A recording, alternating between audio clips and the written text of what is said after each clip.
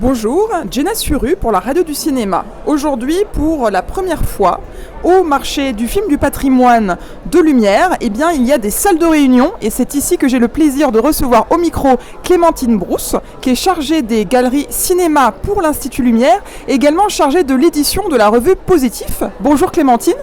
Bonjour Jenna. Alors cette année c'est une année exceptionnelle de par l'invitation de Wim Wenders, la remise d'un prix, une fondation également qui est tenue par sa fille Ella Wenders ainsi que Claire Brunel depuis l'Allemagne, on n'est pas encore aux États-Unis. Qu'est-ce que ça fait de voir tout ce travail fait pendant des mois à l'Institut porter ses fruits cette année ?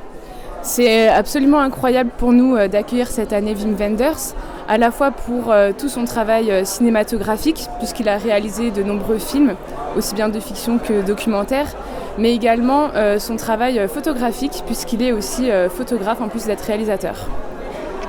Et ce qui est formidable avec Wim Wenders, c'est qu'il a cette fondation dans laquelle il peut aussi s'impliquer en parallèle de toutes ses activités qu'il a artistiques. Que fait cette fondation ? Alors il y a eu une très très bonne présentation faite par les cofondatrices sur le marché à Carbone, la maison de la jeunesse et de la culture juste à côté, de l'autre côté de la rue. De ton côté, qu'est-ce que tu penses de ce travail qui est fait notamment pour la restauration et également à l'international ? Le travail de la Fondation est tout à fait primordial aujourd'hui pour valoriser le travail de Wim Wenders en France et en Allemagne et à l'étranger. Nous avons été surtout en contact pour la préparation des expositions, puisque du coup c'est eux qui ont complètement monté ces projets et nous avons là le plaisir d'accueillir 3 expositions pendant toute la durée du festival. Du coup, elles nous ont accompagnés à la fois dans la création du contenu des expositions, quelles thématiques nous allons aborder, et dans tout ce qui est production, scénographie, etc. La vision de Wim Wenders est tellement vaste. Comment est-ce que vous avez mis en place ces galeries, ces expositions ? Est-ce que vous êtes allé chercher des pièces rares ? Comment c'était de pouvoir travailler avec tous ces partenaires pour l'Institut ? Alors c'était absolument incroyable. En plus, les liens ont été très fluides, très rapidement. On a eu la chance de recevoir la Fondation et Wim Wenders avant l'été. Ils sont venus visiter les 3 galeries et nous avons pu monter comme ça les projets puisqu'ils les avaient déjà visités. Ça leur a permis de se projeter directement et de définir les thématiques des 3 expositions.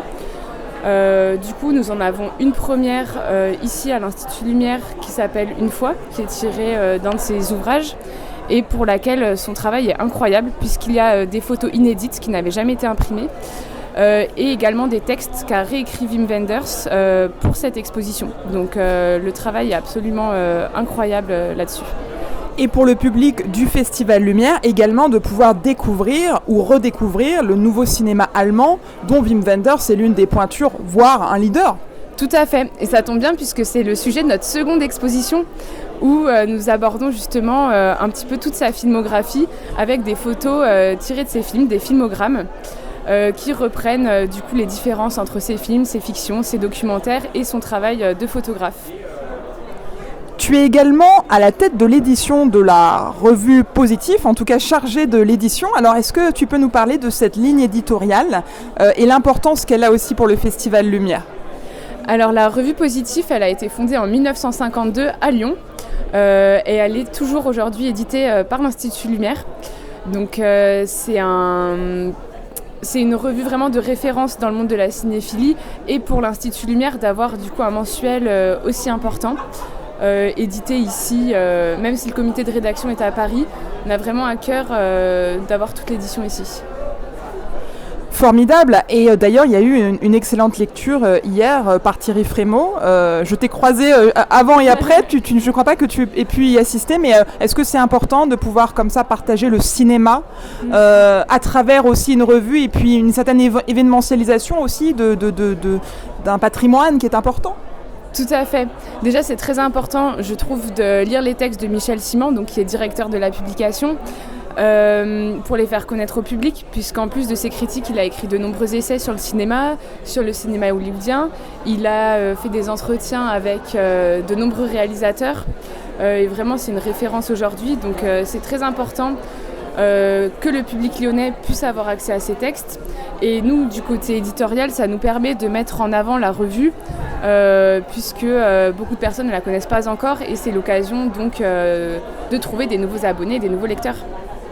Et ici, nous sommes ici au marché, donc je te remercie d'être venu jusqu'à nous, puisque c'est peut-être aussi un moyen finalement d'ouvrir des portes pour l'international. Est-ce que la vocation du marché, mais également de l'Institut, plus largement, c'est aussi de partager l'amitié internationale à travers l'amour du 7e art ?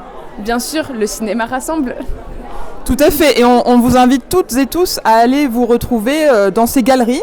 Jusqu'à quand les expositions sur lesquelles vous avez travaillé ? Jusqu'au 31 décembre. Donc vous avez tout le temps pour venir les voir à Lyon jusqu'au 31 décembre. Et les informations pour les visiter seront dans l'article juste en dessous de ce podcast. Merci Clémentine, c'était pour la radio du cinéma.